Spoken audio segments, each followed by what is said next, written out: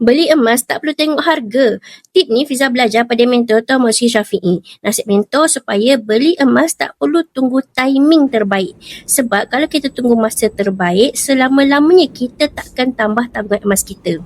Walaupun kaedah tu nampak bijak, akhirnya tak buatkan kita ke mana-mana. Beli saja sikit-sikit tapi konsisten dalam jangka masa panjang. Kita akan dapat manfaat besar daripada teknik DCA, iaitu Dollar Cost Averaging. Dan tabungan emas kita makin lama makin bertambah. Asalkan kita menabung untuk tujuan simpanan jangka masa panjang, iaitu kenaikan harga tu hanyalah persoalan masa sahaja.